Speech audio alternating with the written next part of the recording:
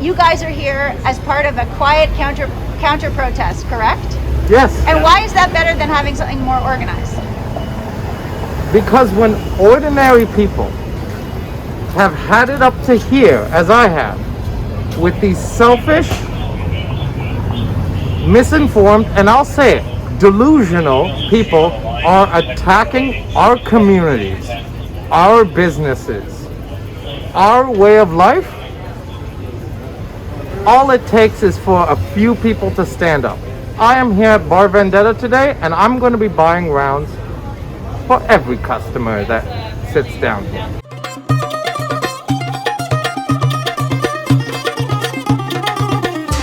So what do you think people should do? How are we going to end this? How are we going to end this pandemic? So we're gonna try all the criminals as Dr. Fauci, Bill Gates, with crimes against humanity. Okay, but we're in Toronto. Let's talk about Toronto. How are we going to end the pandemic in Toronto? We rise up as one community, the city of Toronto, every Saturday, and we do world rallies every Saturday. We rise up in numbers. But how are we going to end the pandemic? So we go for the politicians who lie to us. We are talking about we are talking. How's that going to end the pandemic? I don't understand. If you tried criminals who are responsible for this with crimes against humanity, that's how you end the pandemic. There was someone banging pots and pans in front of people, calling this guy that would happen to be, he happened to be a homosexual. We called him the F word. I've heard times where they've referred to a black officer with racial slurs, and I just cannot stand for that. So that's why I'm here. Back there, what does it say? I can't quite see it there. "Don't tread on me," which is basically an old symbol from the 18th century, which means not to step on the rights of the people. And what brings you here today? So I'm here to protest the vocalized support for the vaccine passports, because the owner, Gen Egg, has been vocalizing establishing I believe a nationwide vaccine passport system, which is basically going to become a form of segregation for the population. Why do you think she wants to do that? I mean, there are different reasons.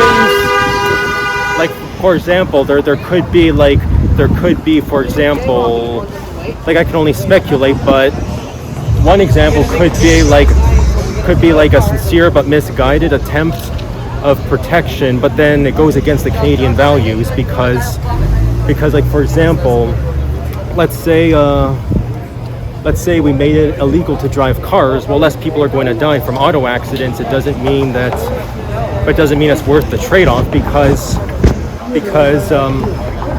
because life is always with some risk. John Tory called this harassment last week. These anti-vaxxers were pulling people's masks off, peeling them off. That is assault. I had one of them take a cigarette and hold it right here to my forehead. That is assault. I saw another one tie the flag to the adjacent business here. That is vandalism. The police saw that and did nothing.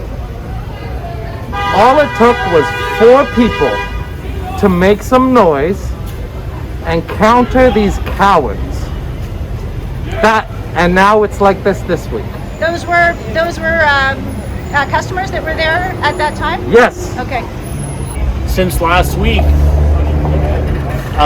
the police have then started to take this seriously. As you can see, there's no one, standing in front of the business, banging pots and pans.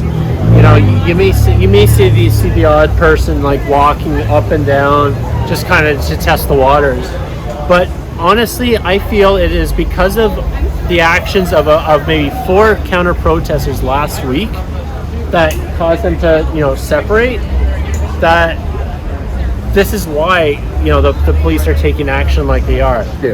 Most people who get sick, they don't get sick because of the virus. They get sick because they worry a little too much, and worry is something that puts your body in what's called acidic mode. Ah. But when you're in acidic mode, that's when viruses or microorganisms tend to grow, right? You know, there's a very interesting saying that says energy goes where energy flows, where attention goes. So don't worry. Don't worry. Yeah.